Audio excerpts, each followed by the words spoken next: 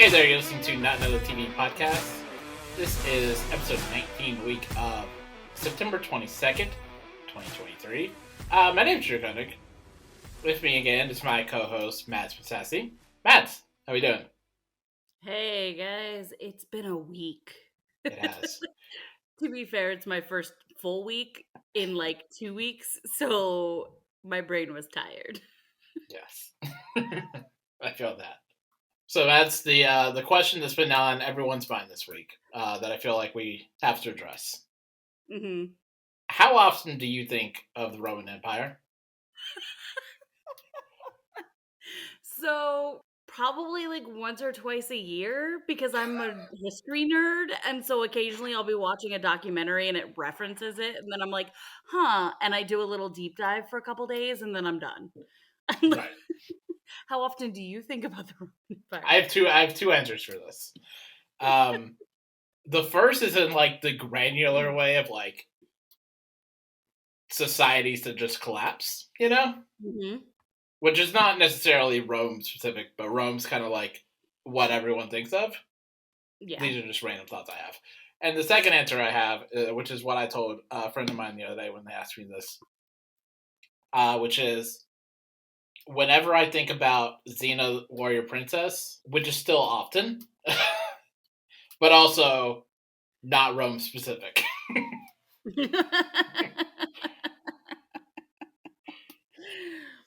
I don't know why, but sometimes when I get in a mindset of the show Merlin, I think of the Roman Empire, and I'm like, it doesn't make sense because that's not even the same time period. For some reason, that like sometimes that'll pop in my head. So like that's my couple times a year, like watch documentaries or think about Merlin. It's weird how like different things make us think of something totally unrelated. Now, if this conversation was about like the Greeks and Greek mythology, different conversation. Fully different conversation. Absolutely. I think about that all the time. But All the time. So, kind of unrelated, but kind of not. So, as I told you before we hit record, I've been watching Queer as Folk lately, and my quote of the week this week has been one from the amazing Debbie Novotny from that show, where she says, it's not about who you love, but how you love. Genitalia is just God's way of accessorizing. That quote has been living rent-free in my head all week. I feel like we should start a segment of what's on Drew's mind this week, what's on Mads' mind this week. That's true. And just like say one random thing. See, here's the problem with like assuming that I think about the Roman Empire, which is it's the assumption that I'm capable of thinking of one thing at any given time. Mm-hmm. Where my brain is just a carousel and it's thinking of 50 things at once or nothing at once. I feel that. I completely feel that. I will think of one thing and then forget it exists for a year. Until a year later, I'm like, oh yeah, that was a good thing. That was a good thought I had. Well, that's kind of how I felt like after I watched Good Omens season 2. Like, yes, I love David Tennant, and yes, I've always been a fan of David Tennant, but I don't think about David Tennant. And then I watched Good Omens season 2, and I was just like, I haven't thought about David Tennant in like 3 fucking years, and now he won't leave my brain. And so it's like, where it's that weird phenomenon where you're just like, I haven't thought about this in a while, and your brain's like, guess what? You're gonna obsess about it for the next 6 months. Neurodivergency. So let's get into some news this week. So let's hold off strike news for a minute and talk about other news real quick. Relevant to our interest, Dark Winds was renewed for a season 3 at Amazon. AMC. I'm so excited, happy about that. Yes. Big fans of Dark Winds here at the podcast. Very, very excited we get to see more of those crazy characters. Yes. Maybe we will actually get the correct kind of storytelling that we anticipated getting at the end of this season with next season. Yeah. in other news, Amazon announced today that they are going to be doing a tiered ad supported for Amazon Prime Video. It'll The last be one to fall. $2 or $3 more to get it ad free. And like I've seen a lot of people like online today like being really annoyed at this, and I'm just this is the natural progression of where we're going. Mm-hmm. We're just doing TV again. Right. It's just on your computer, and we have to deal with ads unless you want to pay more. I mean, Yeah. I like read it, and then I was like, it Prime was like the one last holdout that hadn't really had ads. But I was like, I'm not that upset because I'm like, whatever. Like I've kind of gotten used to it. Is it annoying? Absolutely. It's always annoying to have to deal with ads because no one wants to have people trying to sell you shit. Yeah. But like it's one of those first world problems. You can kind of just overlook it and not say anything about it. Right. Yeah. Yeah. And hopefully, considering it's now online, it'll eventually create an algorithm where you only see ads for things that you might possibly partially be interested in. Right. That would be preferable. Yeah, it would be. I will say it's such a culture shock to like watch actual like live television at my mom's house because all the political ads going on right now. And I'm just like, oh, I forgot that on streaming that's not really I mean, it is, but not as heavily as it is on like prime television. Right. And I'm just like, oh, these ads, get them away, please. Because I'm in the middle of Republican country. So like Right. it's all catered towards Christian home values. No, thank you. Yeah. Yeah. I mean, I still get a bunch of the Kentucky political ads being so close to the border here. So I get that. Even though Cincinnati is technically a blue city and a blue county. So on to strike news. We have passed day 144 of the Writers Guild strike, which makes it the longest Writers Guild strike in history. When you account for the 10 days of ratification that have to be done for every strike, technically makes it last longer than the previously held strike of 155 days, I think. 150 days. Oh, wow. So we are well into it now. WGA and AMTTP met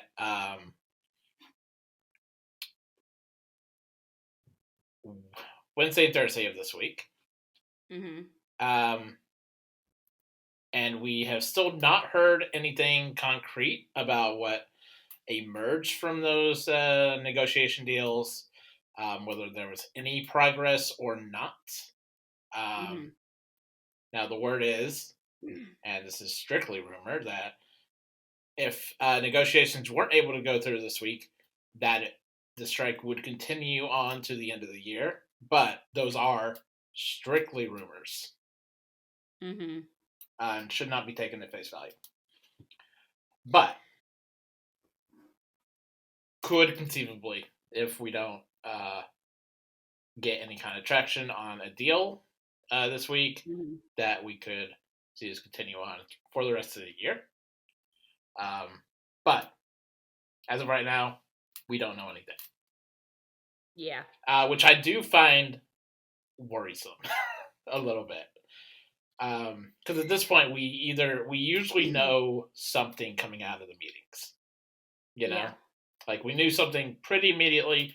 Granted, that was partly because AMPTP leaked the deadline last time, which does not appear to be happening here. But I would still expect to hear something, either positive or negative, and the lack of any kind of communication. Yeah, the only thing I've seen is like the buzzwords that AMPTP is trying to use to kind of get people into a false sense of security and make it look bad if we don't actually make a deal with this discussion. So it is a little concerning that we haven't heard anything concrete. Like, yeah. But who knows? Maybe we'll hear something soon, hopefully. Hopefully, yeah.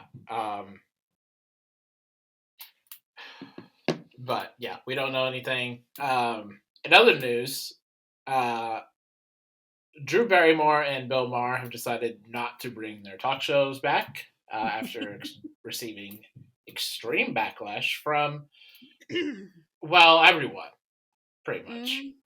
Pretty much everyone. And like, I feel like they're somewhat smart people, so I feel like they would have known they weren't going to see positive outcomes from them deciding to come back. Like, it kind of baffles me that like Drew Barrymore was like, "Oh, I didn't realize that it was going to be such a negative thing. I guess I won't do this." And it's like, you're smart. Like, there's no way you didn't think this. Like, yeah, I mean, Bill Maher is a twit. He has been for many years. It's not surprising on his part. Drew Barrymore, until very recently, was like America's darling. yeah. Yeah, it is weird to see her squander that, and you have to know that she knew that she was going to squander that. But so related to her apology video, I saw a tweet recently where someone had asked if celebrities have a humble looking room in all of their houses for apology videos, because they put the backdrop of her video up next to Mila Kunis and Ashton Kutcher's. And they're like, are they trying to make it look like they're not rich assholes? Because we know they're rich assholes. But I just thought that was funny because I'm like, I bet you they do. I bet you they have like, or they have a friend that's like, oh, I have this really like worn down looking gate in my backyard you can use. Like, like I'm just like, where do they get these ideas that this is a good backdrop for an apology? Like, literally just do a blank wall. We don't care. Like, you just look more ridiculous, making it look like you're from a humble place. Like, because we know it's not true. Right. Okay.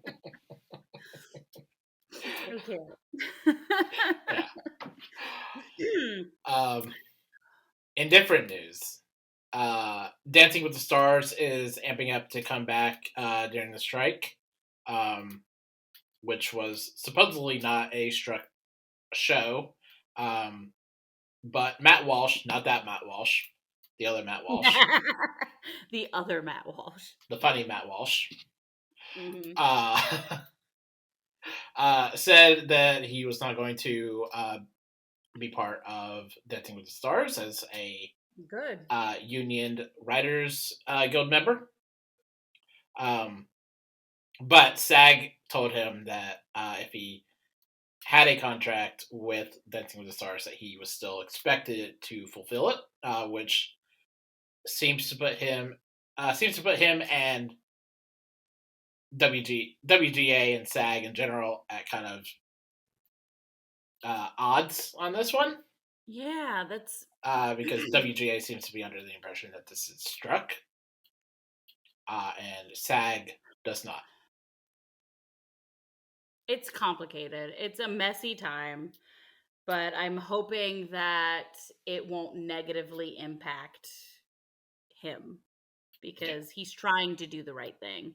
And one side's telling him, no, you can keep doing this thing. Don't worry about it. And the other side's saying, no, do what you said you were going to do. Mm-hmm. So yeah. I don't envy him having to try and figure out the right way to do this. Yeah, so as of right now, Dancing with the Stars is like, we understand it is going forward with all the talent involved. But that could end up changing it. But if anything, the responsibility of that should fall on the people making Dancing with the Stars.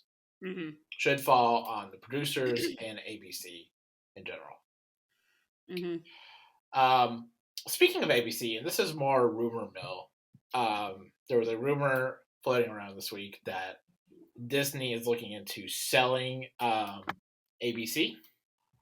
Oh, interesting. This is something I heard offhand this week, either on Twitter or TikTok, and that they are considering selling it to everyone's favorite company, Nexstar. No. Which surely must violate some form of antitrust laws somewhere. Yeah, that's got to do something.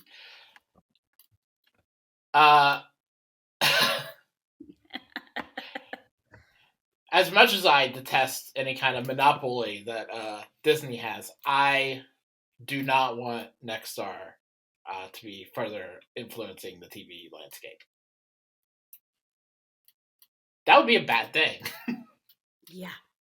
That would be not good. So I'm hoping this remains a rumor and does not actually come to fruition. Yeah. Because I would not like to see Nexstar owning another network TV. Mm-hmm. But we'll see if anything comes to that. Cross your fingers. Yeah. Certainly not excited. No one wants to live in a Nexstar world. No.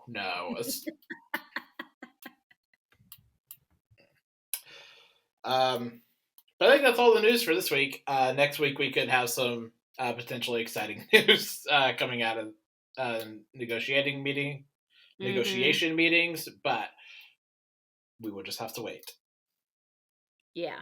Because even as I'm checking Twitter right now, there's still nothing coming out. Yeah. So.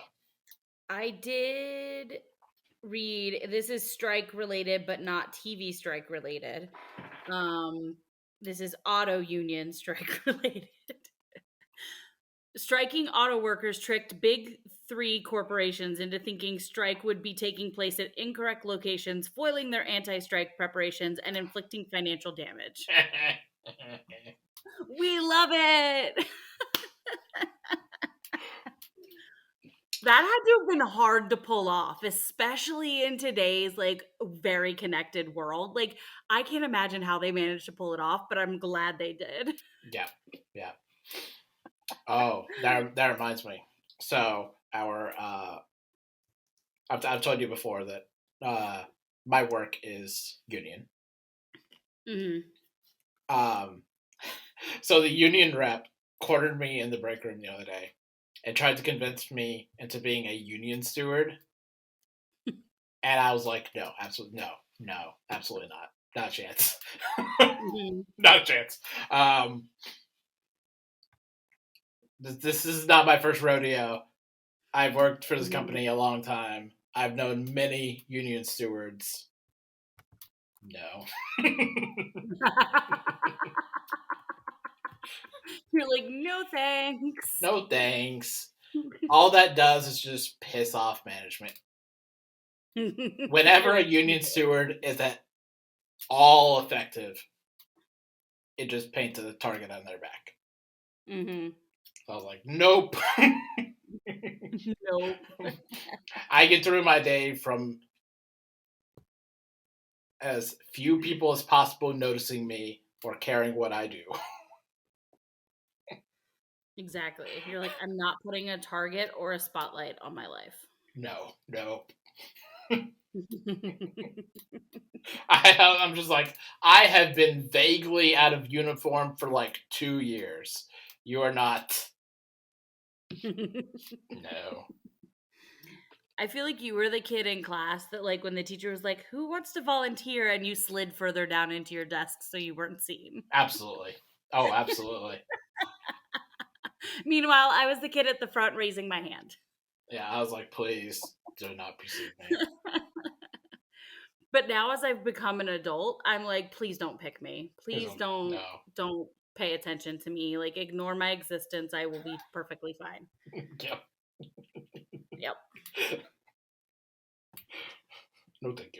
Um, so that is all the news for this week.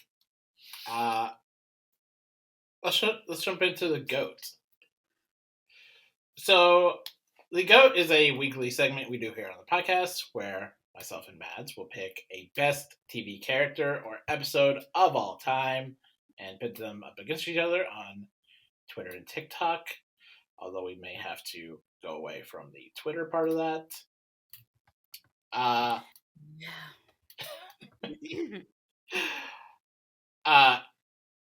So last week we had our redemption round of my previous pick, What We Do in the Shadows, Season 2, Episode 6, entitled On the Run.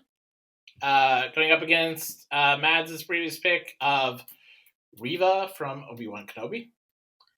And in a surprise victory, or maybe not a surprise at this point. Maybe this is just the way it is now. Reva won. So Reva gets to be in the annals of the GOAT. Reva gets to be redeemed. Yes, and I think the wrinkle I didn't mention last week is that I have to set On the Run aside for, I don't know, a reasonable amount of time. I cannot nominate On the Run for at least, I don't know, let's say a year. I was going to say, you're making up rules as we go. I feel like I had this rule before. But I forgot what the rule was. So we're just going to say, it was either I can't nominate them again, but that seems rude. So we're just going to say a year. Okay. I cannot bring it back for a redemption round for like a year. I think that was the rule. I don't remember. Oh well. So we're gonna switch things up. So I think loser's gonna go first. All right, sounds good to me. I think that's what's been tripping us up, or tripping me up at least. We're gonna see if this makes any kind of difference when I make these videos.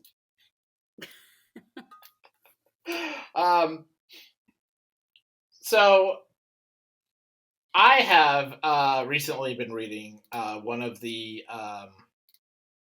Avatar: The Last Airbender books, the second book in the Kyoshi series.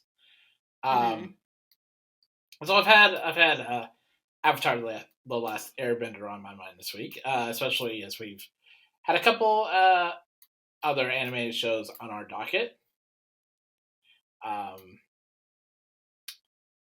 And also, Avatar: The Last Airbender is just one of the best shows ever made, period. Mm-hmm. And it seems wrong that,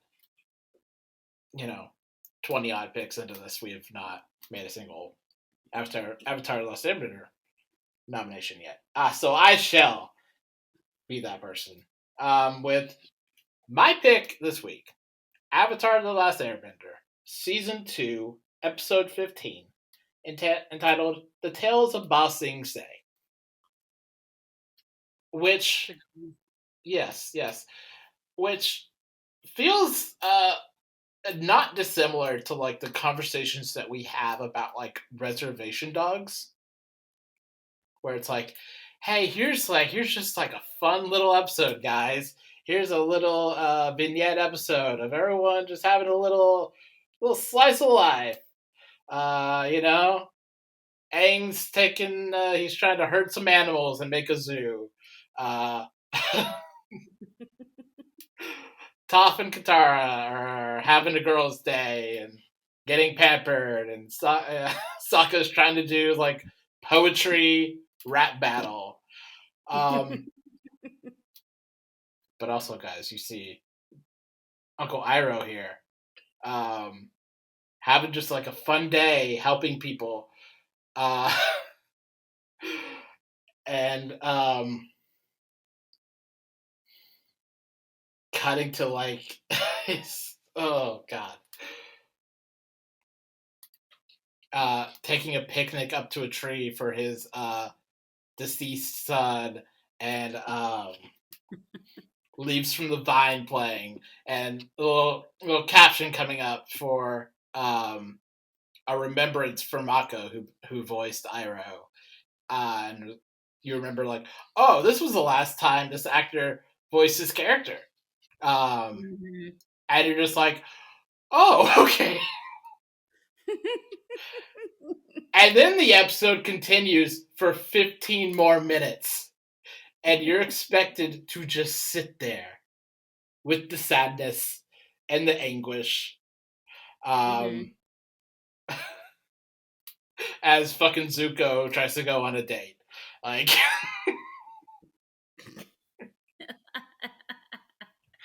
it's just, it is the greatest exemplification for everything that Avatar: The Last Airbender does really well. Like, that sense of, like, euphoric goofiness, but excellent, deep character work, with a mythology that's really easy to just kind of dismiss, but it's so layered and so textured. And the show just has such an incredible understanding of everything that it's doing. So that is my pick. Avatar: The Last Airbender, Season 2, Episode 15, Tales from Ba Sing Se. All right. Well, my pick is also an episode. And I'm actually going to go with one of the episodes that we watched this week. Because I felt like it was probably one of the best episodes I've seen in a while. And I'm, of course, talking about Reservation Dogs, Season 3, Episode 9, Elora's dad. And I just love it because we don't get to focus on Elora 100% very often. And so to get to see her go on this very emotional journey of figuring out who her father is, being reminded of her mother in a more intimate way because her father does try to tell her stories about her mother. And, you know, having to reconcile that. I want to say she has a sort of anger towards her father because he was never around, to reconcile that with this guy standing in front of her who's not a bad guy. He's just trying to live his life and provide for his children that he has with his second relationship. And you know, you see her hesitate a lot, and it's a really great character study of Elora, and I really like the episode. And it doesn't hurt that they somehow managed to get Ethan Hawke to play her father because he just brings that emotionality, but that also young, vibrant, still childlike demeanor that this man has. So like there's no way that Elora is going to be like, oh yeah, this is going to be a parental figure in my life, because the man is not mature enough for that. Like he is never going to be mature enough for that. But he's trying.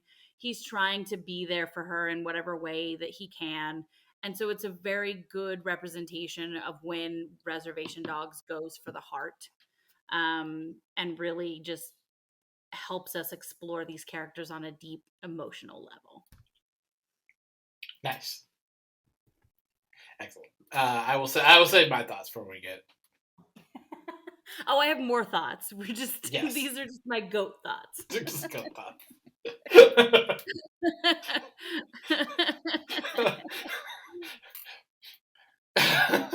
This is like the cousin to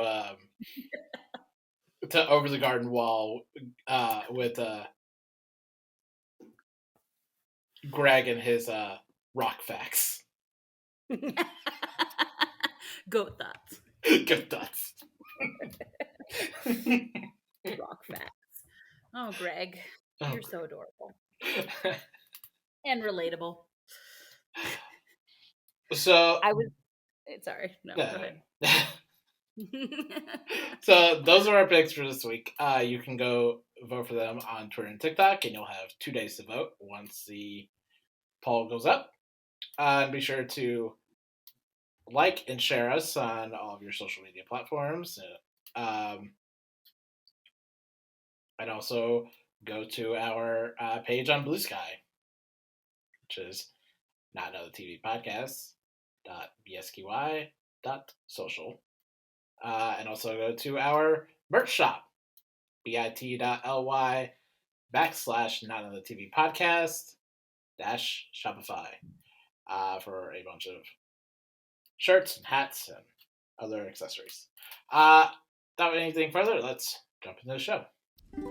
Oh, Flame Princess, I think you're rad. I really want to kiss you right in front of your dad. 'Cause I think you're great, I want to be your mate, or maybe go on a date. 'Cause it feels like there's a fire inside my body, like there's a fire inside my heart. It's like this fire is gonna consume me if I keep waiting. So our first show for this week is we are continuing our rewatch of Adventure Time, and we are closing out season 3 this week, and going into season 4 with season 3 episode 26 Incendium, season 4 episode 1 Hot to the Touch, and season 4 episode 10 Goliad. So let's begin with Incendium, which really brings to the forefront something that's kind of just been at the sidelines for a while, which is that Finn has a big old crush on Princess Bubblegum. I honestly had forgot, and like because we talk about bubblegum in the context of Marceline, like I thought that for some reason I thought Finn has gotten over this crush, like this crush is gone, and Right. then we get here and he has a song, and I'm just like, nope, it's not gone. He has a whole ass depressed song about it. Yeah.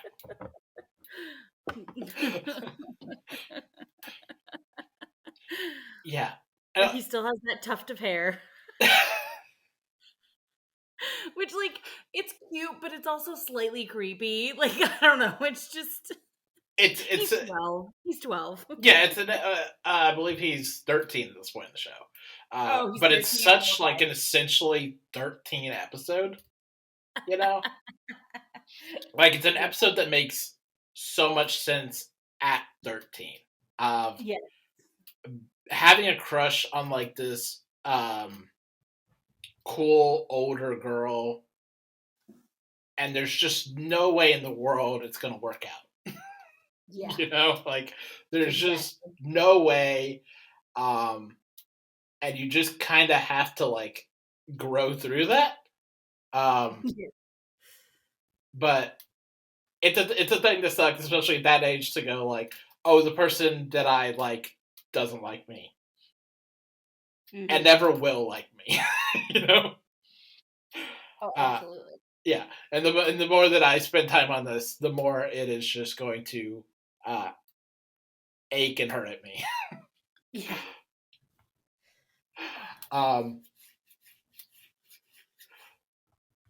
Which brings in the new character, Flame Princess. Yes. Yes. Who I just adore. She's so cute, even when she's angry. She's just this, yeah, she's like this angry ball of fire. And it's just, she's very cute. I think it's also interesting, and I this also like kind of bleeds into the next episode because these two episodes kind of go together, but actually they go completely together. But when Finn is like trying to put out the fire in the first episode of season 4, and she's like, ow, why are you hurting me? Like that whole idea, the writers were like, hey, the fire she leaves behind is still part of her body and it hurts her if you try to put it out. And I'm like, that's a genius idea. Like, who comes up with this? Yeah. It also goes like the way that when like you're just at that age, you unintentionally hurt the person that you like. Yeah. Sometimes intentionally. Sometimes you do hurt the person you like on purpose. But a lot of times at that age, you just are kind of flailing in the wind and you're just like, I don't know what I'm doing. Yeah, because you're also you're flailing in the wind, but you're also like trying to push boundaries because you're trying to understand limits, and Right. so right there is some intentionality to the hurting of others, but there's also a lot of unintentionality. Like you're just like, I'm sorry, that was my bad. Right. I Yes. fucked up, you know. Hmm. Hmm. But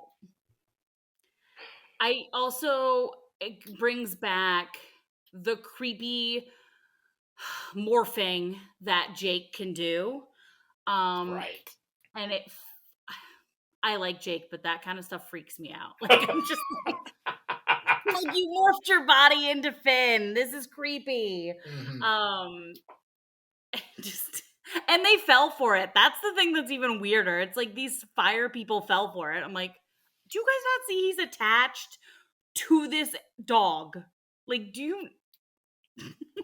Well, the fire people are very similar to the candy people, which is they're very stupid. They're real dumb. Um, but yeah, like even when you say that, I do love the. And this is something the show utilizes more and more, which is that uh, Jake cannot like change the way that he shapeshifts, so he cannot create like an accurate facsimile of someone. It's still going to look, yellow and kind of morphy, like you just kind of Or like in like this you made case, someone out of like yeah. Play-Doh. Mm-hmm. Well, or in this case, Blue, because he took that Right. thing to like protect himself while he was in the Fire Kingdom. But Yes. it's just so funny. I was just like, this creeps me out, but it's also really funny because these people are so stupid. Hmm. Yeah. And I like the song that Jake sings when he's trying to woo Flame Princess on Finn's behalf, mirroring lyrically Finn's like song Finn's about song. bubblegum. Hmm. I also think that, going back to that whole, like, it really, like, shows a 13-year-old perspective of things. That whole, the fact that Finn can drop bubblegum and just be like, oh, there's something new and shiny in front of me. That's also very early teenage years. Okay, this thing that I had a crush on, it's not right in front of me directly, but there's someone very pretty in front of me right now. I'm going to focus on that person right now. And that's the big love of my life. Right. So it's the writers are definitely doing their homework, whether it means they're putting a 13-year-old in the room and asking them questions, or they just like remember what it's like to be 13. Right. Yeah. But it's definitely well written. Mm. Yeah.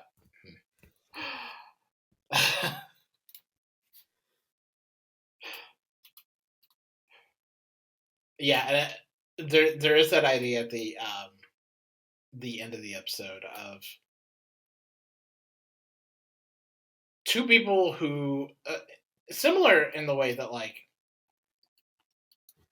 Finn and Bubblegum can happen. Is that like Finn and Flame Princess are kind of diametrically opposed people who can only hurt each other. Mm-hmm. And that idea of like elementally, like they are just different people. Mm-hmm. Have you seen the movie Elemental? Because they dive into that on that movie too. Right. I just was like, you were like elementally, and I'm like, oh, I went and saw Elemental like a couple months ago. Brain. That's where my brain goes. Right. Right.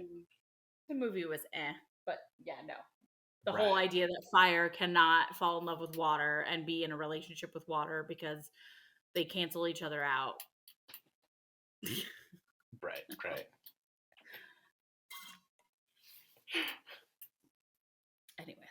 Anyways, yeah. But also this episode doesn't introduce the show, but introduces you to Nepter, their pie throwing robot. Oh yeah. A robot that Finn once created to prank Jake and throw infinite pies at him.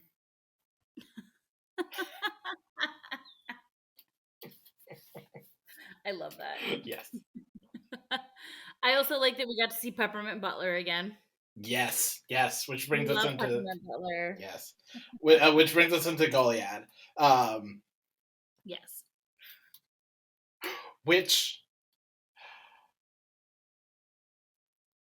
a quietly horrifying episode.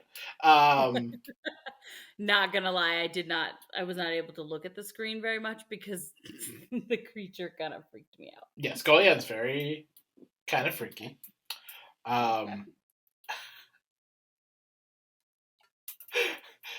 The thing I like about this episode is it's an episode that only works if Bubblegum is delirious out of her mind. Mm-hmm. Because in any other circumstance, she is not giving Goliad a super being to her two dumb knights. Yeah, no. It's just not happening. And like the fact that like it's very telling of like the age that Finn is at, and the maturity level that Jake also has. That they said, yes, we can teach this thing, that we have no idea what it can do, that Bubblegum just created in a fucking lab. Mm-hmm. But it's also kind of like an indictment on like how seriously you have to be at like guardianship over like a child, basically. Mm-hmm. Because if you fuck that up, you could create something bad. You could create something not good. Like all it took was like 5 seconds of Jake losing his mind. Mm-hmm. And he created a monster. Now, you could argue that Goliad was always a monster. You definitely can make that assumption. You can make that assumption, because Goliad is made from bubblegum. Mm-hmm. He is made, Goliad is made from bubblegum's DNA. And once again, bringing up the idea that maybe bubblegum is a more complex and nuanced and morally dimensional person than the show might lead us to believe. Mm-hmm. Certainly had led us to believe in the first couple seasons. And it's very telling that the thing that is able to take her down in an opposite and diametrically opposed fashion is someone made from Finn's DNA. Yeah. But boy, Goliad is creepy. Goliad is real creepy. Yeah. It is. It was one of those episodes that I was like, okay, this is a 10-minute episode, but it feels longer because you're kind of freaked out by this. Right, yeah. It's also kind of Goliad's voice. Yeah. The voice lends a lot. The creature design by itself is a little alarming. But the high-pitched, almost like childlike tenor of Goliad, especially as Goliad swerves dangerously into like straight up fascism. Yeah. Like not even a little bit fascism. No, he goes balls to the wall for it. He's just like, nope, we're just going. I don't have to respect or like anyone. I can just take what I want. Yep. Very unnerving. He's very much, I am the most important person here, and therefore I make the rules. Right, yes. It also makes the case that, like, whatever, like, misgivings you may have about, like, Bubblegum as a leader, she has made steps to not be this bad. That. You can argue that PB is a totalitarian, autocratic fascist in certain ways. Mm-hmm. She has, as we see here, made conscious decisions to dial herself back. Yeah. And I think ultimately what we see is that Goliad is just those unhinged impulses. It is bubblegum without any of the restraints that she puts on herself. Right. It just seems weird because it's an animated show, whatever, but it's also this creepy looking thing. So, like, we don't immediately think, oh, this is PB's dark side, so to speak. And so, like, you have to think about it before you realize it. Mm-hmm. Yeah. Also, the third eye that comes out of Goliad's head, No thanks. as like it's like telepathy third eye. Yeah, real creepy. Jake's right. You should get rid of that. I'm good. Can we Good, not have that? good. And I really like the the sequence when Goliad is trying to read Finn's mind, and he's actively trying to like distort the memory. So like him like ripping up the grass, ripping up the grass and like covering it over PB, or like bringing back the baby Finn hero dance. The iconic baby Finn hero dance.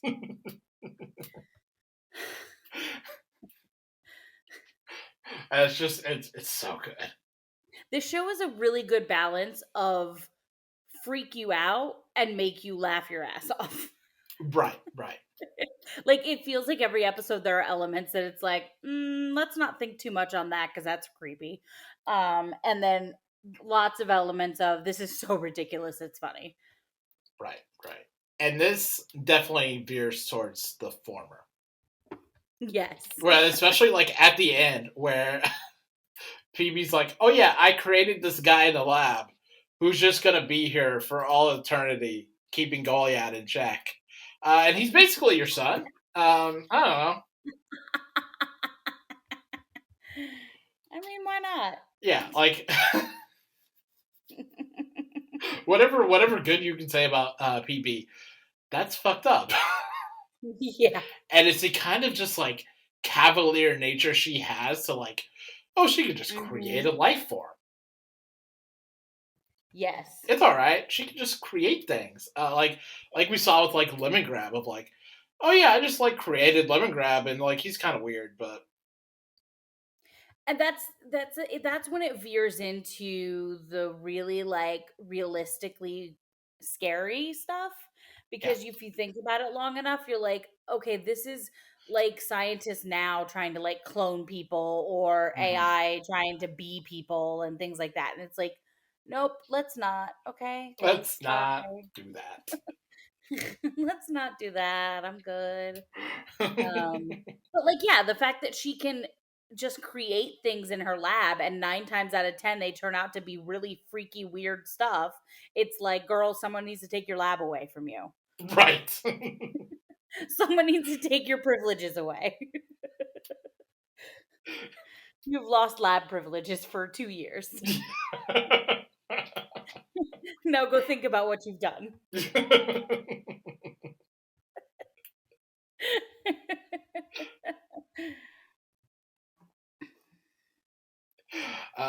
So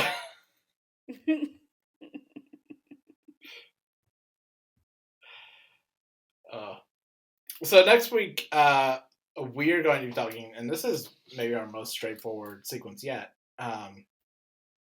We are going to be doing season 4, episode 15, Sons of Mars, episode 16, Burning Low, and episode 17, Bimo Noir. Nice. we are getting to the point where like the amount of episodes I skip is like, well, you can't skip that.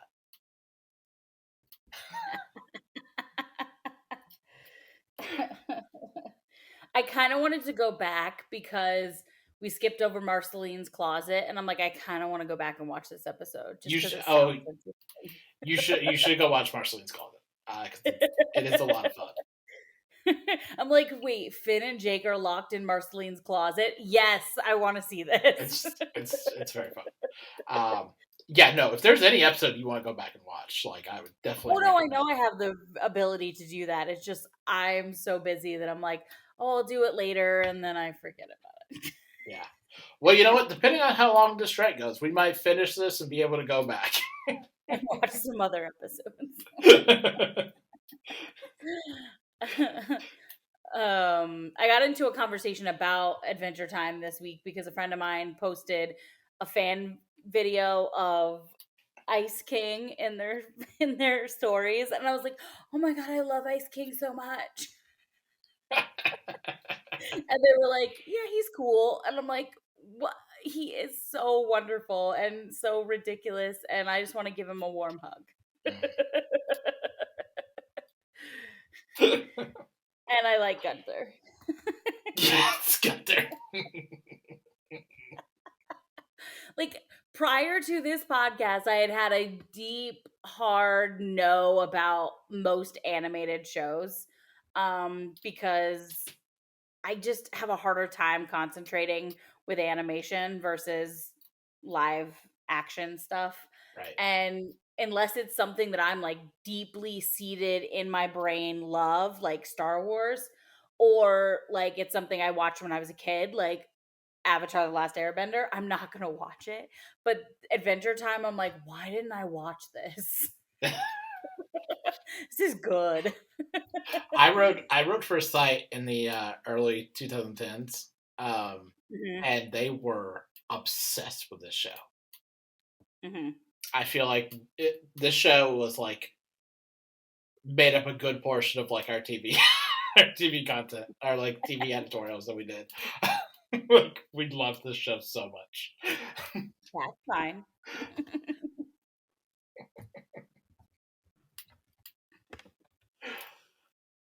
And these are people who, like, most of these people went on to write at like the AV Club and Box and shit like that. Yeah.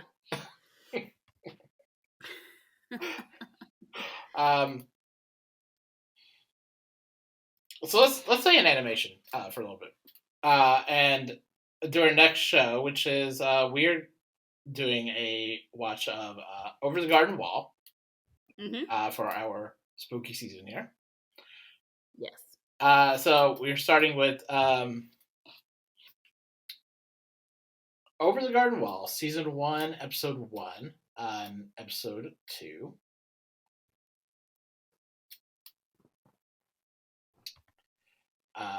The Old Grist Mill and Hard Times at the Huskin Bee. And as I was watching this, I had the thought of like, I really underestimated how weird and creepy this is. Because yeah, it's a deeply unsettling show. Well, as I said to you prior to this, I was surprised to find out this show was about two stupid kids that got lost in the woods and they're trying to find their way home. I'm like, seriously? That's how long it's going to take them? And then I realized it's because they're very, very, and I say this in the nicest way possible, they are very dumb. They're very dumb children. They're very dumb children. Yeah. This follows Wharton Gregg, played by Elijah Wood and Colin Dean, who, like you said, have gotten lost in the forest and are trying to make their way back home. I love Greg because of he's so child. I mean, he's literally a child. Like, you literally he's very are like, much a child. you're adorable. I want to pick you up and put you in my pocket. Like, he's very much that kind of kid. And honestly, not going to lie, if I was his age and I got lost in the woods with a pocket full of candy, I would have been him. Like, I would have been that kid that's like, let's put down candy to remember where we're going, and then realize that it's actually bait for the monster they're supposed to avoid, and then be like, here, monster, have some more. Oh, do you want a rock fact? Oh, look, there's a frog. That would have been me as a child. Like, let me catch the frog and put a bow on it. Like, Yes, I love yes. Greg. He's just so relatable. Yeah, and you're right, Wirt is stupid.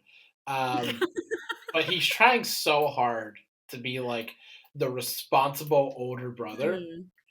The like, no, Greg, don't do that. Like, he has taken it upon himself to get them both out of the forest alive, which, I mean, he might need to do that because Greg has given no thought about that.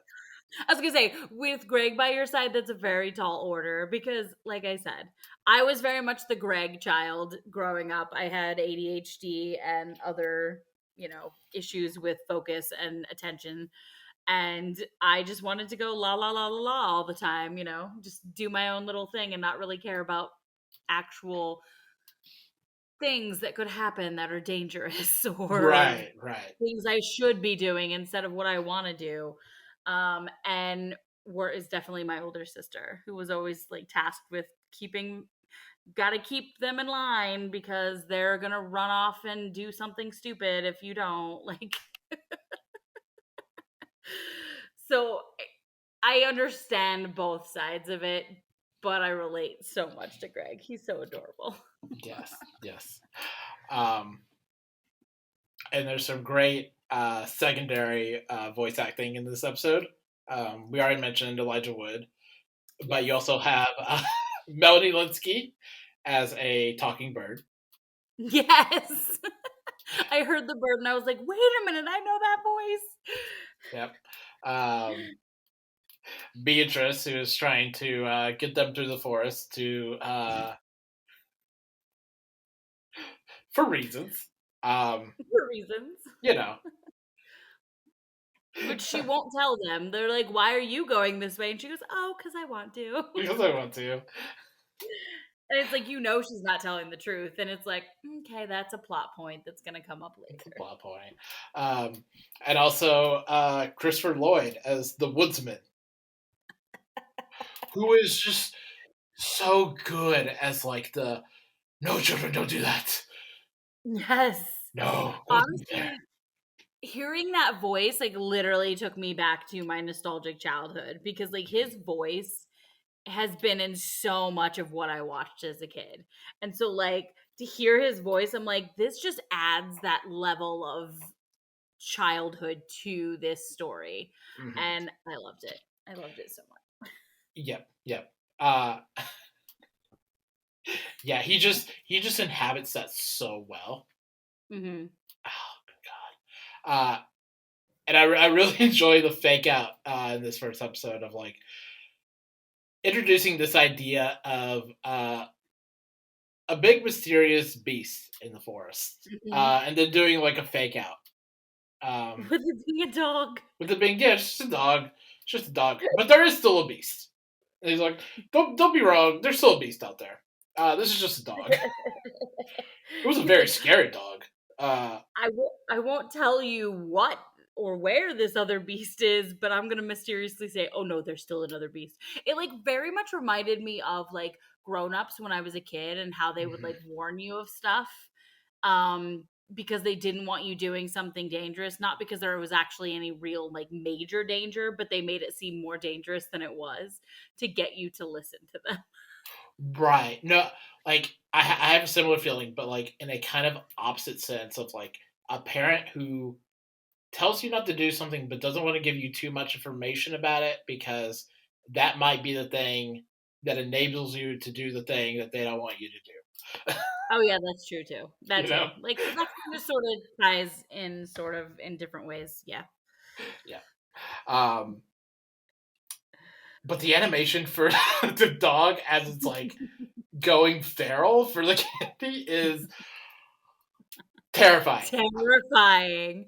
I'm not gonna lie, that was I was like, oh my god, this is a very scary beast. And then when it like pans out and like shows it calm down, I'm like, that's a dog. That's just a dog.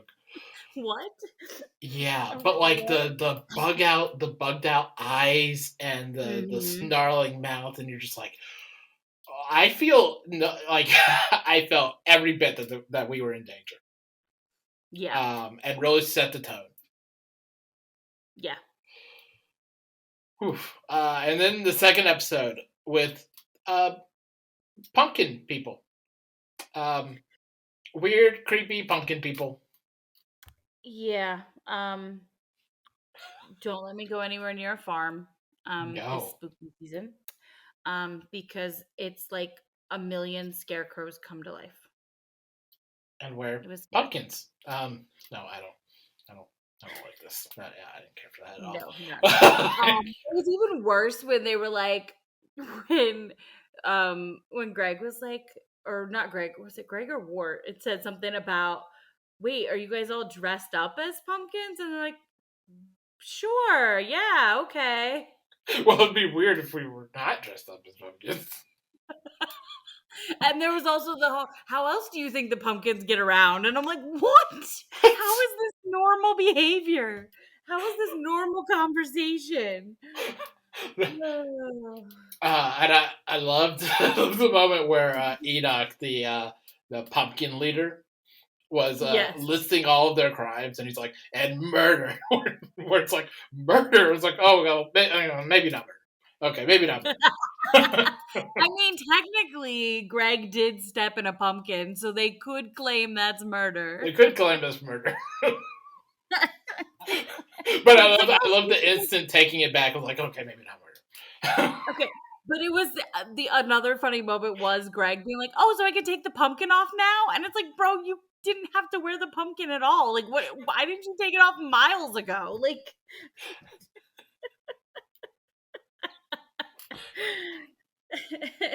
creeps you out, but there were still some cute moments. There were still some funny moments. Mm-hmm. And also, of course, the bird consistently being like, let's just leave. Let's like, just why go. are you guys still here? She's like, just leave.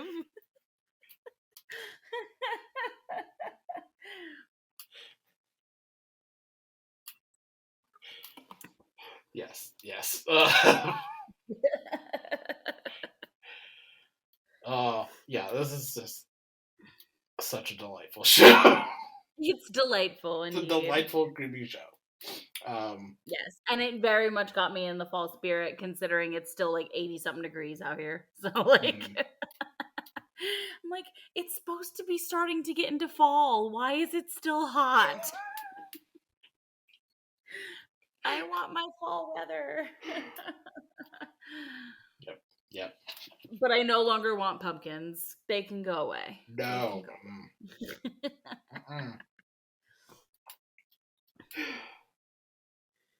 So let's jump over to our next show, which is Dimension 20. Dimension 20 Fantasy High. Episode 2. Clash of the Corn Cuties. Right off the bat, it is never not enjoyable that they did not take the little corn gremlin seriously and immediately start calling them corn cuties. I'm like, do you guys not know where you are? This is a magical high school. Those corn are not cute. They are going to flay you alive. The thing that's funny about that is they bring this up every season, and every time Brennan gets very disgruntled about it. He's like, no, they're scary corn monsters.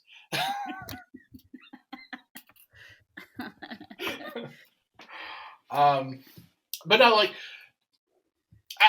I talked about last week how, like, these players are, like, kind of green. They're not, like, it's not that they don't know what they're doing, but they're not necessarily taking this as seriously as maybe they should. Mm-hmm. Which is evidenced this episode by them immediately jumping on tables and spending a good portion of the episode jumping on tables. And like Kristen dies because Allie fails on a throw that just like knocks her out. Yeah. Like that's what kills Kristen in this episode, because she tried to do something cool and it backfired. Yeah. He was like, "Oh, can I do this?" And and he's like, "I mean, you can try if you want to." And it's like evident on his face that he's like, "Don't do this. It's stupid." But he's just like, "You know what? I'm going to let you do what you want. We'll see where this goes." No, like Lou's starting this episode off just being like, and I'm going to jump on this table, and Brennan going, okay. Okay, that's fine. Like, they're just off the bat making stupid decisions. They are. And Fig dies like within the first 10 minutes. Yes.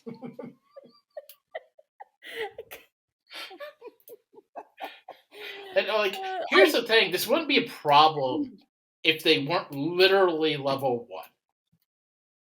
Yeah. Like, if they were at any other level, this might be okay that they're like doing like fun hijinks, you know? But they're at the lowest point they could be performance-wise. So like anything they do, Brennan's gonna like kick them in the ass. Yeah. And Brennan's talked about in other places how if just one of them had died, they would have stayed dead. But because we had like multiple people throwing death saves in this episode, like Fig and Fabian and Gorgug and Kristen all had to make death saving throws, and Gorgug and Kristen actually died. Yeah. And Brennan had to like come up with like this shenanigan with Eggfor at the end of the episode, which you know was not part of Brennan's plan. Because you killed 2 teachers, like, in order to bring everyone back. Like, he's like, nobody's dead. But the thing that really, I felt like, even at the end, I felt like some of them still weren't taking it seriously, because they're like, what about Doreen? And I'm like, she's a crazy lunch lady. Why do you need to bring her back to life? Like, let her stay dead. Like, she does not need to come back to life. That is a distinctly Emily Axford thing of finding ways to work within rules and be as chaotic as she can be. Like, I wondered about that, because I'm like that is in defense of Emily, like at that point in the episode, everything else was already done. Emily's just like, I'm just gonna make funny quips. I can't do anything at this point.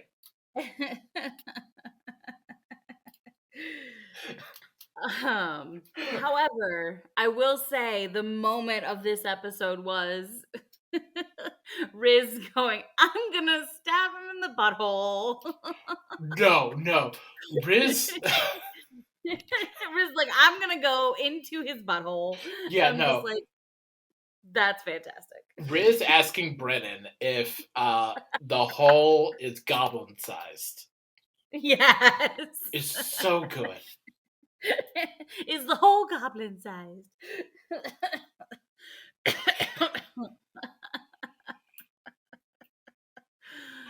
Oh man, I did not think that a battle against Korn was going to be so entertaining. And also frustrating, because like, even as someone who's never played before, I hear them say they want to do a certain move, and I'm just like, even I know that's stupid. Like, Stupid. but I will say, poor Fabian just kept getting the worst roles for athletics, and it's just like, sir, you are an athlete. that that reminds me. The funny thing about Riz jumping into the corn monster's asshole is that Murph. He's like, I'm doing it for Fabian. Murph is notorious for making bad roles. So, like, this is like the one good role he has. Like any other time, Murph is failing that role spectacularly. But yeah, I just loved it. He was just like, I'm doing this with you, Fabian. He's like, don't bring me into this. And he did it multiple times. He just kept saying, with Fabian. And Fabian's like, no, I'm not a part of your crazy scheme of the butthole. Mm-hmm. Yeah. And I liked Adine killing the lunch lady Doreen, and then Brennan punishing her for that by being like, "You killed me. You didn't have to kill me, but you did. I was just a person. You killed me. You have to live with that now."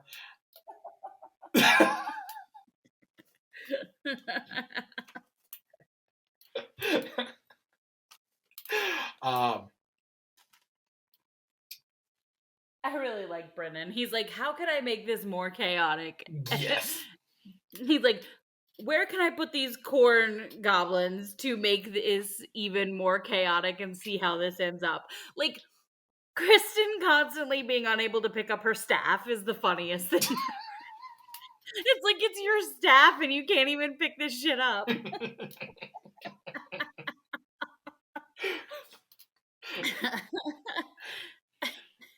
Yeah. And like, so like the end of the episode, like, chicanery aside, that is such a good fucking twist. Like, if Brennan just came up with that on the spot, it's spectacular. He probably didn't. He probably had that like in his back pocket in a just in case. Yeah, in case of emergencies, break glass kind of thing. But it's such just like a good, because it goes from like Egg Fort giving this like, very drawn out speech. Yeah, very like Dumbledore speech. And then just suddenly, you're dead. Like, killing the counselor, shooting himself in the head, and it's so sudden. It's so good. It's so good. And the fact that the fireball, whatever, is with phoenix feathers, like, that's so symbolistic because phoenix rise from the ashes. Mm-hmm. So like, he's like, okay, well, I'm gonna kill myself and Higgins over here, and now all four of you can come back, full power. Well, it was just two of them come back. Well, it was just Kristen and Gorgug, because Fabian and Fig had already okay, gotcha, they had already made their death saves, so they were just unconscious. They were just unconscious, I think. No, I thought Brendan had said at the end, because they made the comment about Doreen, and he's like, well, no, you guys are all back with full power, or whatever. Well, everyone was full back, was back full power. So like, but killing the counselor, the counselor and Egg Fort was for Kristen and Gorgug's life. Got you. Okay, so I didn't quite understand that, which is fine, because again, I've never played before, so I was just like trying to keep track, and I think I failed. Yes. And at the end of that episode, like, you could have been like, no, that's fine. That's fine. But you were like, no, you did. You failed. That's fine. Yeah. And at the end of that episode, bringing about like some of like Dimension 20 at its best, which is Lou freaking the fuck out at something.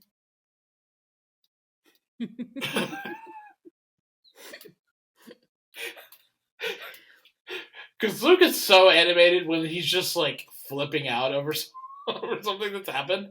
Mm-hmm. And it's always funny. It's always deeply funny.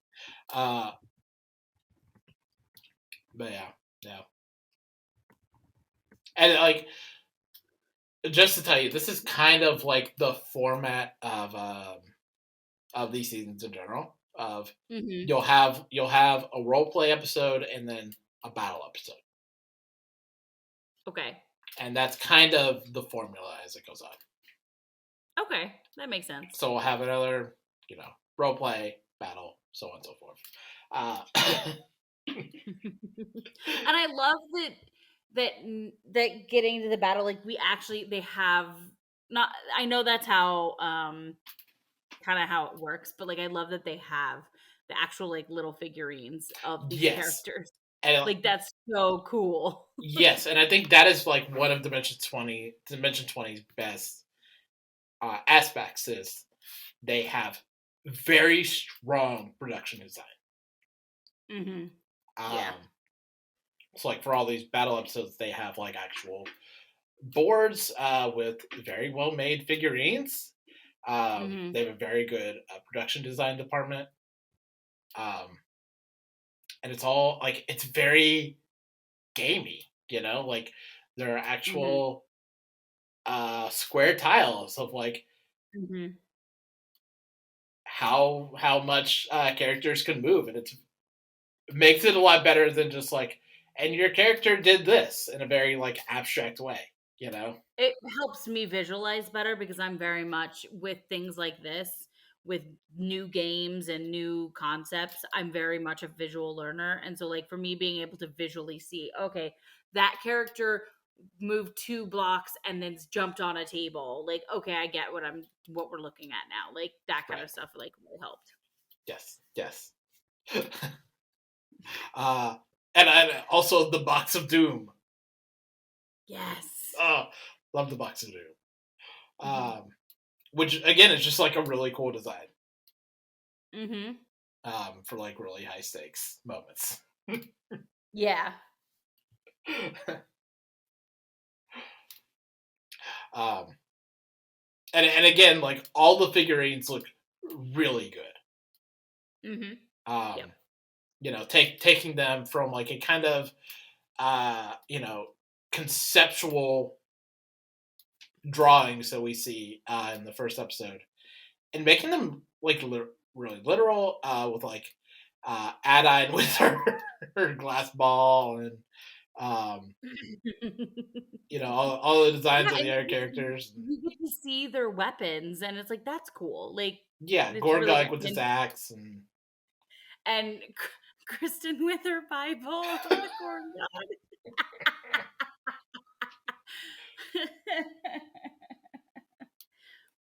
I'm not gonna lie. I can understand why they called the corn goblins corn cuties, because the little figurines were kind of cute. They were cute. They were very cute. But when you're going into battle, you need to be serious. These are not serious people. Goblins for a reason. These are just not serious people. No. They're just not serious people. But also, I think sometimes playing games like D&D, like can be fun to be non-serious. Like, yes, people are going to die, but like it's still non-serious fun.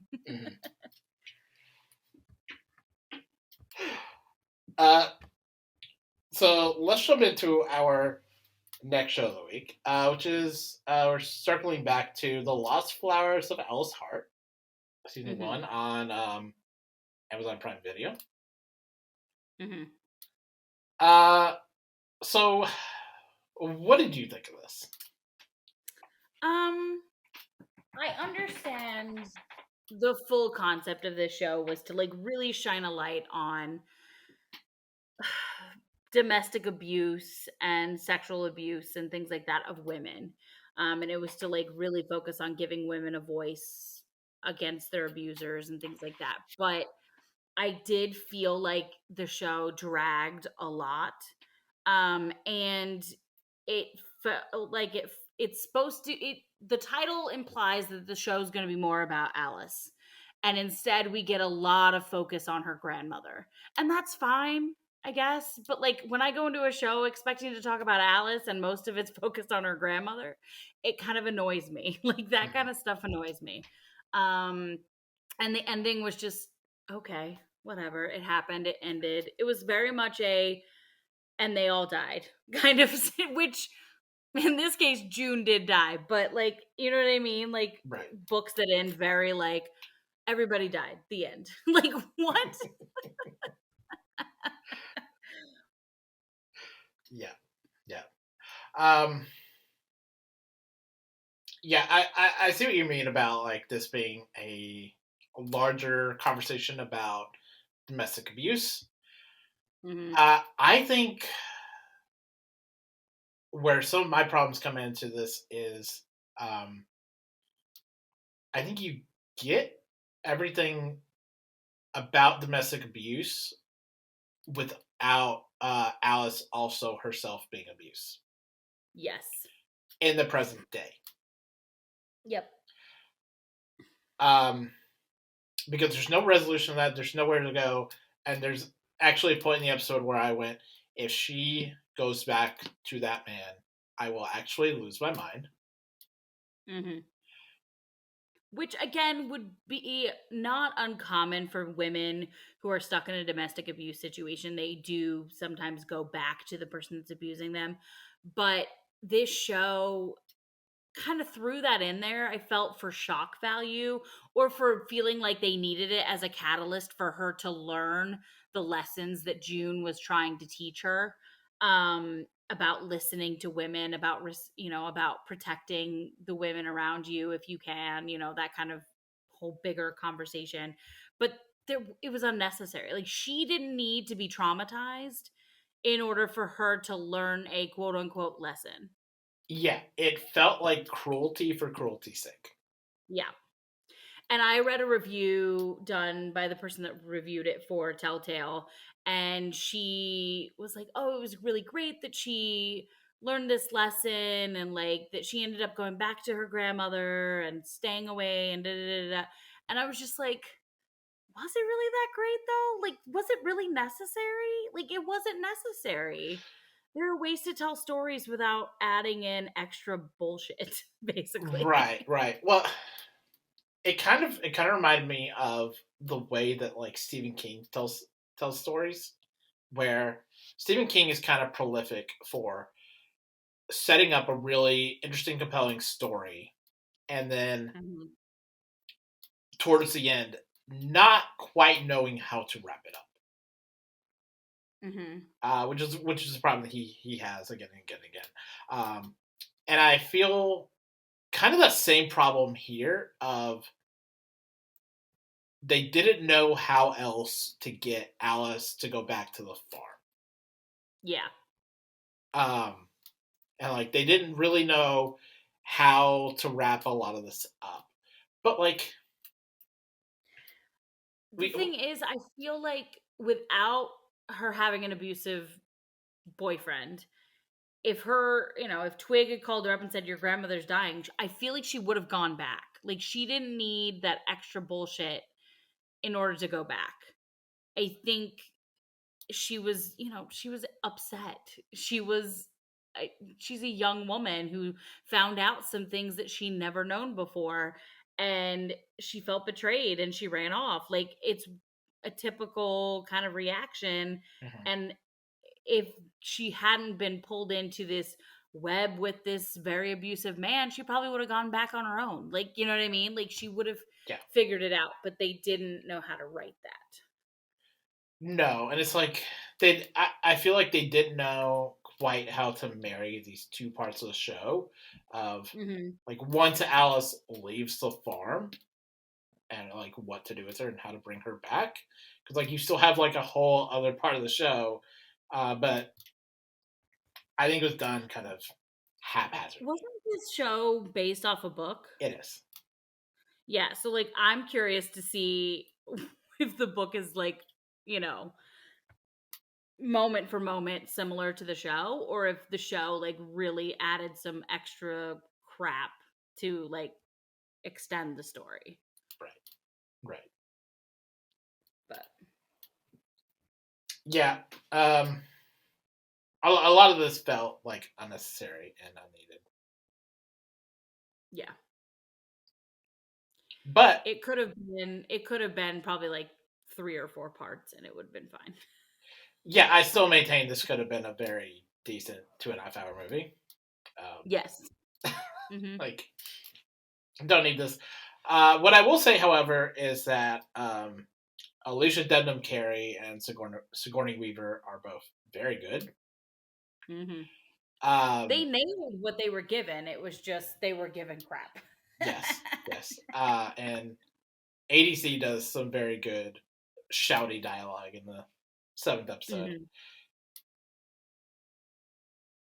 Yeah, and there are some actors that really can't nail that whole concept of shouty dialogue, as you just said. And I think ADC did a really great job. Yeah, she's consistently very adept at that.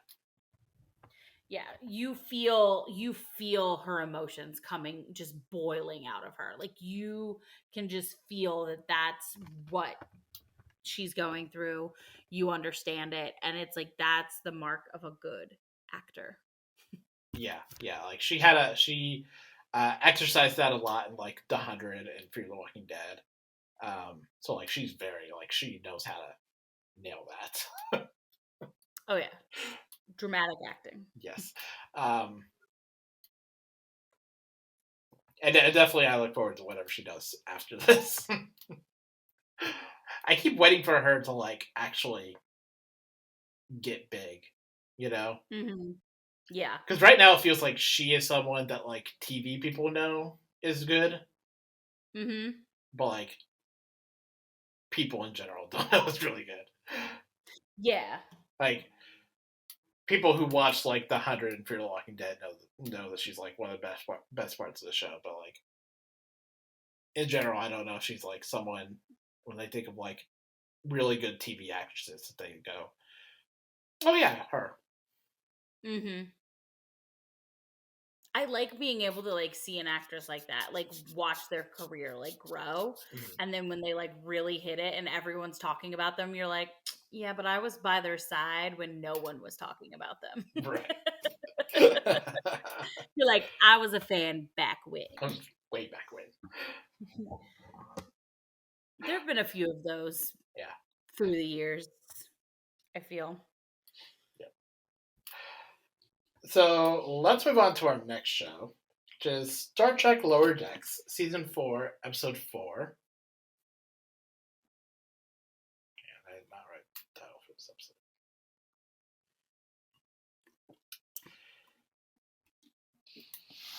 Star Trek Lower Decks, Season 4, Episode 4, Something Borrowed, Something Green. And this is a fun Tendi-centric episode where you get to go back to Orion, which Star Trek in general has not spent a lot of time dealing with. Practically none. You could say practically none, and that would probably be accurate. I like some of their customs. Like some of these customs, I'm like, this is insane, but I love this. Yes. Like kidnapping the bride. Like I'm like, wait, that's a thing? They're like, they didn't kidnap her at the right time, so it can't be a ritual kidnapping. It has to be a real kidnapping. I'm like, there's different kinds of kidnapping? Okay. Right. Yeah.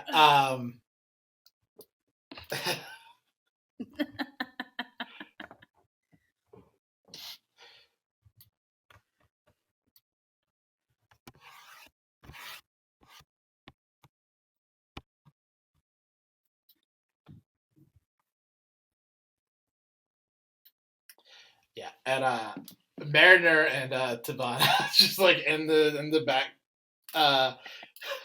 in the background having just like the best fucking dynamic. Oh my god, they're like enjoying this so much. Like, because like, yeah, like Mariner is like the really like bombastic, just like deeply chaotic person, and Tiana is just like the eternal straight man. Yes.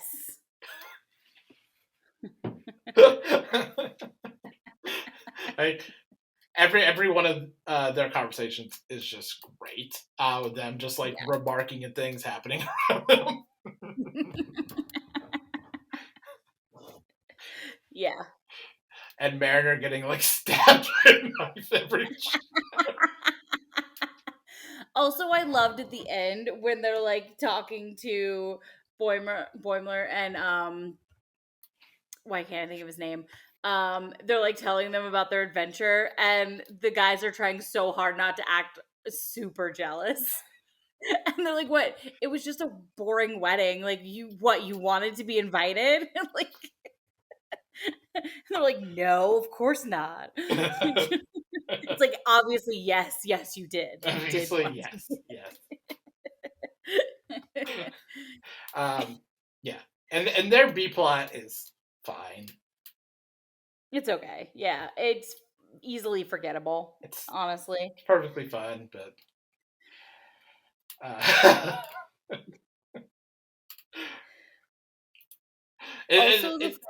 also the fact that Tendi thought that no one realized that she was slotted to become this like major warrior, and they're like, you literally throw knives at us. Like, what did you think we thought? You are a very agile gymnastic person who kicks ass every episode. Like, yes. What do you think? And I did like the moment between Tendi and her sister, because like we don't get to see these characters' families very often, if at all. And so it's nice to see, Tendi's sister be like, "Are you sure you're okay with me doing this?" And she's like, "Girl, science was always my path." And I'm like, that's so cute. Like, she's like, "No, I'm not a warrior. You go do your warrior thing." Fun. For the record, we don't see people's families outside of Mariner and her mom. Okay. Who's the captain? Right. No, I mean, it makes sense. I was just like, I just want to say that for people that might comment. Oh, okay, because I'm like, just in general, I was like, we don't really get to see characters in the realm of Star Trek's families unless they're in Starfleet. Right. So it's nice when we get to see a random moment where it's like, oh, there's their family. Mm-hmm.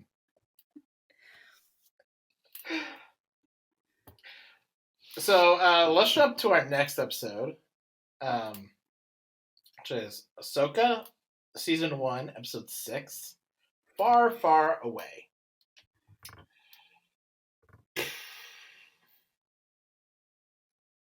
I have many. So I want to like this. Yeah. I really want to like this because it is like it's a culmination of like a 5-year arc, like as someone who watched like the entirety of the Clone War of Rebels, like I want this to be my shit. Like it should be very exciting that I'm seeing Thrawn and Ezra again, but I don't know. There's just something empty about it. So my main issue with this episode is kind of a culmination of things. They very much set it up with Thrawn saying, "Your only way off of this planet is going to be my ship. So, like, figure your life out or stay here or die. I don't really give a shit." He does not care. He's just like, "This is your only way off this planet because we are so far out, that normal ships are not going to be able to get here, blah, blah, whatever."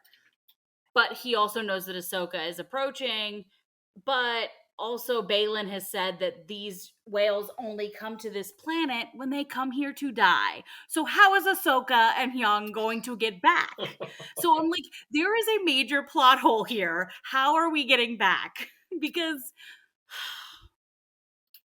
this is a problem I'm having right now with this show, is that they create these plot holes, and they're gaping plot holes. They're not even tiny little plot holes. They are major plot holes that I'm like, there is no bit of magic that can make this happen unless the Doctor showed up in his TARDIS. Like, that's the only way this could happen. But watch them pull something out of their ass next week and be like, this is how they're getting off the planet. Right. Yeah.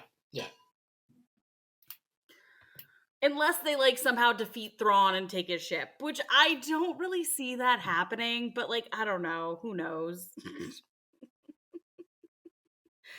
Yeah. It annoyed the shit out of me so much. Like, so much that I couldn't even, not that there was much to enjoy.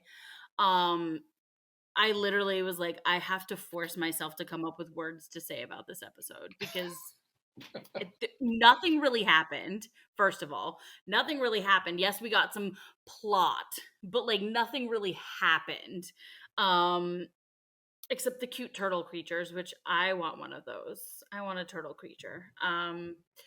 But like, we don't see Ahsoka except for like 2 seconds at the beginning, and it's like, this is a show about Ahsoka, but we have nothing with Ahsoka. You there? Yeah. Okay. It's a show about Ahsoka without Ahsoka. Right. I will say it was nice to hear Yang go a long time ago in a galaxy far, far away. I was like, yay! But then like the episode went way downhill from there. Mm-hmm. Well, like, it's its most patently Star Wars episode yet. But also, like, I don't know, it feels like trimming. It feels like a lot of, like, member berries of, like, hey, this is cool, right? And you're like, theoretically, yes, it is cool. But I'm not engaging with it in the way that I should. Yeah, exactly. Which is the problem of the show. Like, exactly. Like, I was excited to see Thrawn. I was excited to see Ezra. But at the same time, I was like, that's it. Like, there was no investment in it. Like, it was nice to see them in live action, like you said, because you're invested in these characters. You know these characters. But this episode really felt like they were trying to fan service way too much. Right. And not focus on an actual story plot. Right. And, like, there's other things that I'm kind of interested in, of, like, Shin feels like she's giving, like, a lot of looks throughout the episode, like, at Sabine and Balin, of, like, I don't exactly know where her headspace is. And I'd like to know more about Shin, honestly, and I'd like to know what she's thinking. Mm-hmm. I also kind of want to know where Balin actually lands. Like, because you get this sense that, like, yes, he left the Order, but he still has a reverence for the Order. So, like, in a way, you're like, is he a bad guy? Is he playing the bad side to get what he wants? Is he... You don't really know where he stands either, because we haven't been exploring him or Shin, which I feel like we should have, considering that it seems like they're the big instigators in this storyline. Right. So here's a fun thing. Mads. Yes. I had this thought yesterday, randomly. That's probably because of a TikTok I saw. But I went on to AO3 for a second. Mm-hmm. And I had a thought. Mads, if you were to guess, how many separate works are there under the tag Shin and Sabine? Probably about 100. You're very close. Okay. Yesterday it was 100. Not very long, so. Yesterday it was 100. It is now at 104. Listen, I know AO3. I know fandom culture. I know where people generally tend to put characters. And I was like, oh yeah, there's people that ship that. Listen. Um, I ship it. I see you. I feel you. I don't even disagree with you. Listen, especially in this episode, the way that Shin kept looking at Sabine like she maybe wanted to help her. I'm just like, hey, girl. Like I could listen. Never in a million years is it going to happen. No. But would I be in favor of it happening? Absolutely. Absolutely. I mean, Star Wars is notoriously non-gay. Like, they're like, we're not going that way. Yeah. I will forever be bitter about Finpo. Thank you. Good night.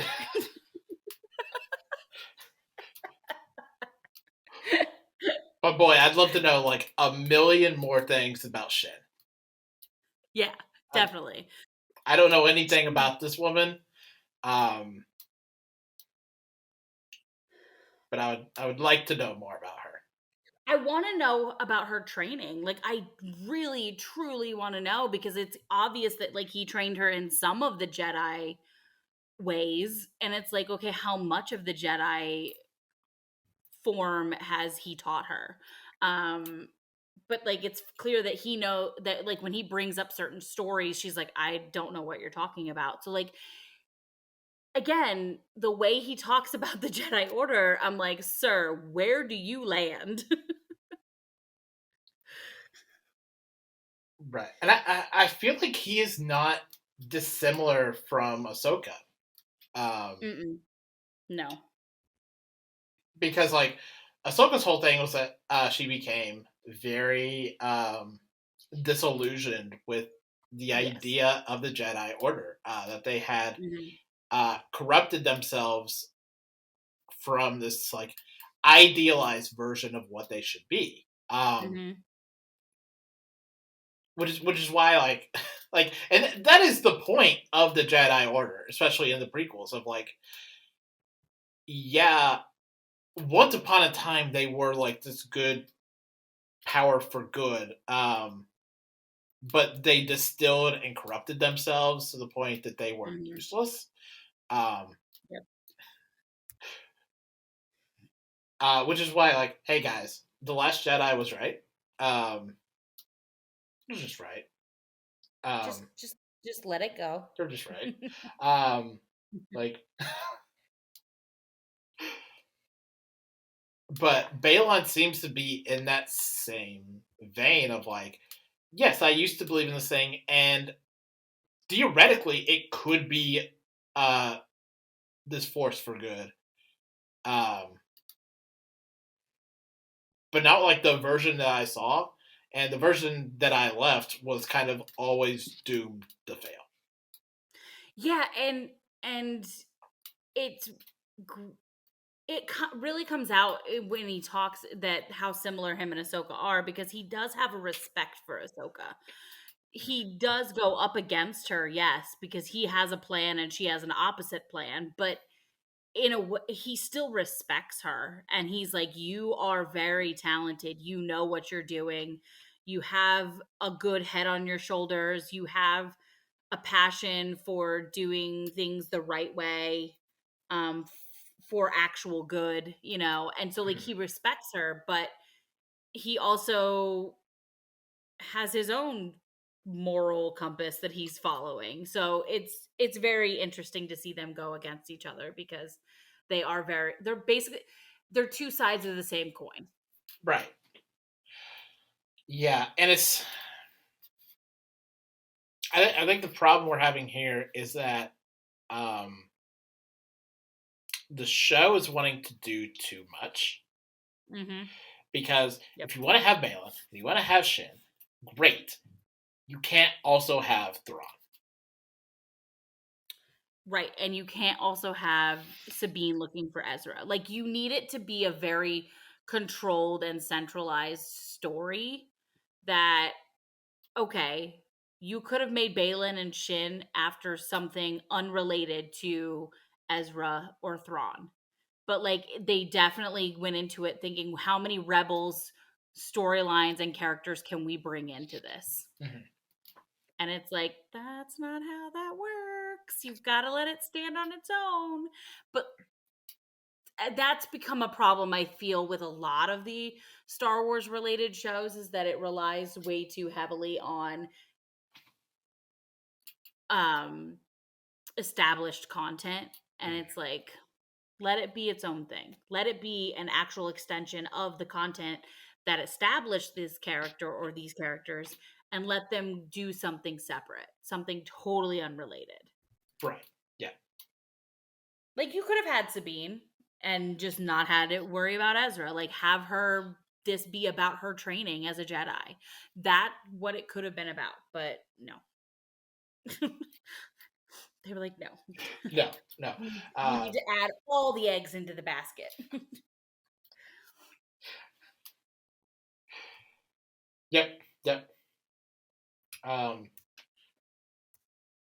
Although I have enjoyed the tweets and the TikToks of biblically accurate Jesus here with Ezra. It's true. And like I said, I really enjoyed the animals or creatures, whatever, in this episode. Like the howler, I'm like, I want a howler. Is that so bad that I want a howler? Yeah. Sabine's rat like, horse thing. And then the little turtle guys, I'm like, they're adorable. I love them. I was like, please don't turn into like raging monstrous creatures. Like, please continue to be adorable. And they are. They're just. Oh no, they're definitely going Ewoks with the little crab turtle people. Yeah. We're definitely going into Ewok territory. I'm fine with that. So the most enjoyable thing about this episode are the actual native creatures of this planet. Yeah. And one final gripe, how, and I said this on Blue Sky, and on Serialized. How dare you, Ahsoka, waste Claudia Black on Space Witch number 3? How deeply dare you? Space Witch. I mean, that is what they are, basically. But... Yeah, but like...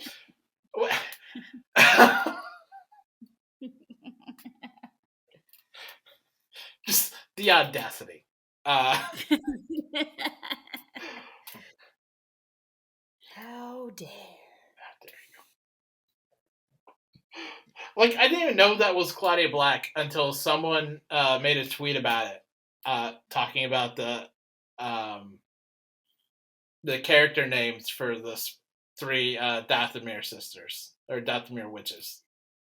That they're basically just the prophets from Greek mythology. Nice. Their names are very similar to the 3 prophets from Greek mythology. I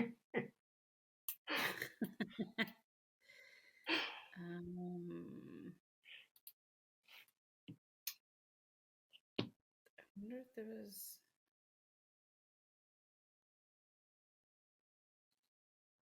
I liked Enoch when he goes, die well. Like,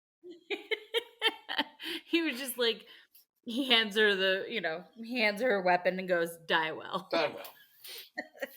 Definitely not seeing you again.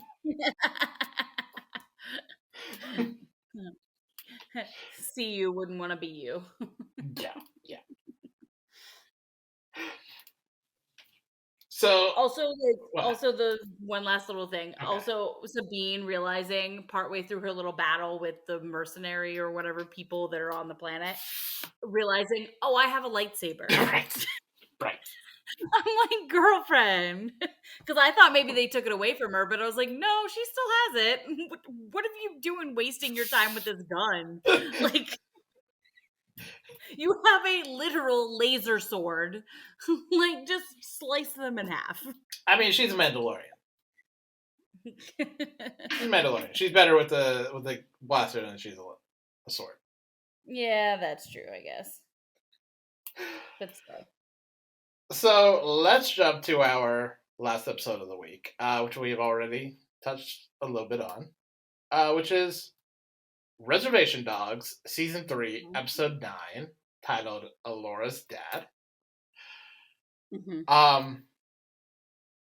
And just brilliant casting with Ethan Hawke.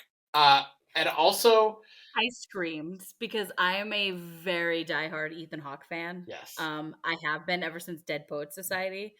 So I was just like, oh my God, they got Ethan Hawke. And what I like about this episode is it's a little bit a spiritual successor to the before films of Ethan Hawke just walking around talking with a woman. You know, he's just chatting it up, talking about his life. Yeah. It's funny, my mom watched this episode with me, having never seen anything about Reservation Dogs. And it's the scene where he hands her a joint and they smoke the joint together. And my mom goes, is that pot? And I'm like, yes, Mom, it's pot. It is indeed. Is that a problem? Because she's like looking at this young woman and this older man, and she's like, they're sharing a joint. What is going on? Because she wasn't fully paying attention. I say watching in the very casual sense of she was playing a game on her tablet in the same room as me watching the show. But I think it was perfect casting. It seems weird to say that it was perfect casting because we knew nothing about her dad prior to this, but like based on what his characterization is, Ethan Hawke is probably the best person to pull that off. Right, yes. And I don't know what it is about Ethan Hawke that makes him seem like he's just a bubbling, mildly absent father between like this and the before films and Boyhood. Like this felt very Boyhood. This felt like just like his character from Boyhood, just done again, or kind of transferred over. It makes me kind of wish I could like call up Maya Hawke and be like, "Is your dad like this? Like, is he this kind of dad in real life? Is he pulling from experience? Because he's really good at it." Yeah. Yeah. But I just loved him throughout this episode, trying really hard to explain like what's been going on, what he's been doing, and just like having no sense of what to say. Yeah, because it's very realistic in that way. Like that was something that I didn't say when I was talking about it for the GOAT, was that it was very realistic that he was trying to, in a way, make up for his absence because, you know, he couldn't use the excuse of I didn't know you existed, because he did. Yeah. He knew she existed. He was there for her first birthday, and then he never really saw her again. And it's like, okay, well, why? You know, what happened so severely that you walked away? And he even still doesn't have the ability to explain himself. So instead, he tries to be like, okay, well, let me try to make it up for you now. Like, let me introduce you to my kids. Let's spend time together. You know, he's trying so hard, and you can see slowly as Elora's walls come down because she's very closed off. She's a very closed off person. And you see it in the first scene with her and him in the diner where he's like, let's have some pie. And she's like, I don't want pie. And he's like, never mind. We're not going to have pie. No pie. Like, very clear that they're not on the same page. But then at the end, you know, she's like, yeah, sure, let's have pizza night together. And it's like, oh, that's really sweet. Like, we've gotten to that point across this episode that they don't necessarily trust each other, but she has a willingness to learn more about him and be willing to listen to him if he has the opportunity or the ability to explain further. Mm-hmm. Well, like there's a tension throughout the episode because you expect it to follow traditional like Reservation Dogs formula, where it's like, you know, kind of a lark, and then it hits like a kind of fever point where like the deep emotionality comes in, and this episode never quite gets to that point. Right. It just kind of maintains learning about each other and talking to each other and becoming better acquainted. And it's really not until like the final moment when like she's forced to like drive away. Yeah. That like you start to feel any of that like heightened emotion. Yeah, and it makes you realize that she's like, I don't have to be alone in this world. Because this whole time, Elora's very much been of the vein of, I have my friends, but really I'm my own person. I am alone in the world. My grandmother died. My mother died. I don't have anybody. And now here she's met this man that is her father. And really she just wanted to get a signature and run. Like that's all she wanted. She wanted that paperwork filled out and she wanted to run and he didn't let her.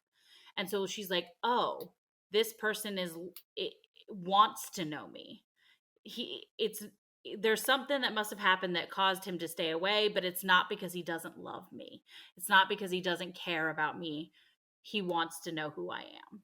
And so like it's nice to see that slow realization with her and then realize at that end where she's very much, what am I walking away from? Right, and I feel like you see that when like she's looking at the kids in the van, and going like, that could have been my life. Yep. Instead of the life I have, I could have been one of those kids who were just kind of carefree. Yeah. And happy. Yeah. And also, I think she was struck by like how much the kids like actually wanted to get to know her. Yeah. I don't think she was expecting that. Yeah, you know, because she herself had trepidation about them. So she expected them to have trepidation about her. And so, like, when they just go into it, like, oh, great, we have another family member. Great, wonderful. Let's go have pizza together. And she's like, what? What? What is this? Yeah. Like, she's clearly thrown off by, like, how enthusiastic and open they are. Yep. Because, like you said, it is the complete, like, kind of antithesis of what she is. Yeah. Like even like earlier in the episode when like Jackie asked her if she wants her to come with her. It's like no, I can do this myself, because herself is what she knows she can rely on. Yep. And I feel like this is a wonderful way to sort of, because we have one episode left. So I feel like this was a great way to sort of close out that open-endedness of who Elora is, because she's always had that question hanging over her head of who her father is. And now she knows it.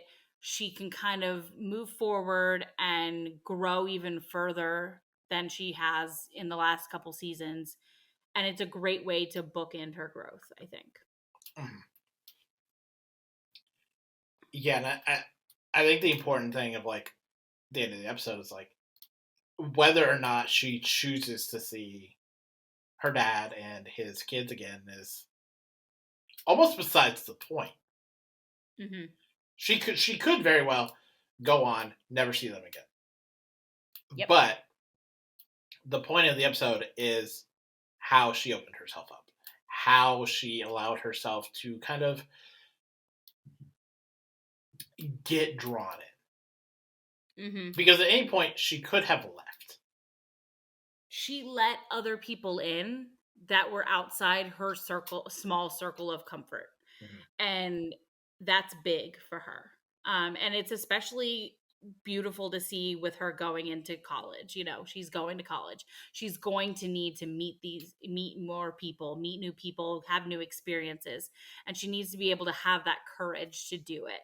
And I think this was that catalyst that she needed to push herself to be that person. Anyways. Yeah, because great like episode. Yeah, like there's a certain part of this where it's like when I imagine like a prototypical cool girl, Mm-hmm. I don't not think of Elora. You know, like Yep. she's almost like what I think of in like a modern sense of like what a cool girl is. You know, Yeah. like kind of detached, kind of um, almost suave in like a nonchalant way. Mm-hmm. And just to see her like go through this episode, like, kind of be off her game, because you always see Elora kind of just like firmly Put together. always kind of um knowing what she's doing. Like I kind of noticed that last episode when like they're on the bus, and I think we talked about this last episode too, of like when she's on the bus with Willie Jack, and Willie Jack is kind of like wily and younger looking, and Elora is just like very put together. She has like the earrings and She's a very mature the look ensemble, and like the kind of the strands going down her face of her hair, where it's like this is just undoubtedly like a very put together woman at this point. to her. Mm-hmm. You know? Yeah. Yep. Yeah, so like this entire episode, just like seeing her almost razzled Yeah. at every point. Honestly, when he said, "Oh, I have something for you," I thought it was just like a ploy for him to like bring her back to his house and like spend more time with her. But like he literally had something for her. Like he had a picture for her. And it's just like it could have also been that was just him riffing and trying to get her to stay longer. But I do think he truly did want to give her images from her past that she doesn't have access to. Yeah.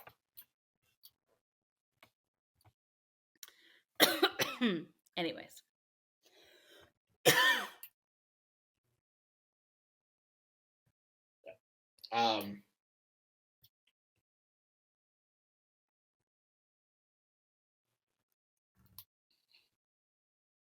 Yeah. And I do think it's notable that whereas last week's episode was directed by Deborah Jacobs, who plays Elora, this week was written by Deborah Jacobs. Oh, interesting. So this is an episode made very much by someone who deeply understands Elora. Yep. Yeah. She's credited this episode for having written and done the story editing for the episode. That's awesome. So it's just it's fully a work of love for Elora. Yes. More than even someone that was just like in the writer's room. To someone who has fully inhabited Elora for the last 3 years or so. Mm-hmm. So I think that's very cool.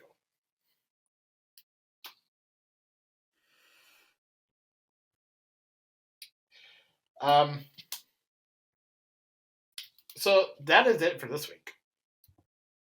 Yes. Next week we are going to be talking about the Continental.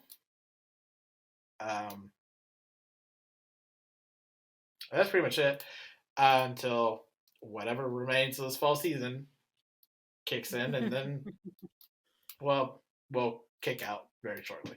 But until then, Mads, where can we find you online? You can find me at DorothyNYC89 on Blue Sky, what remains of Twitter, Instagram, the usuals. Nice. And you can follow me on Blue Sky at draconic.usky.social. And find me on Serialized, where I'm vlogging my TV throughout the week.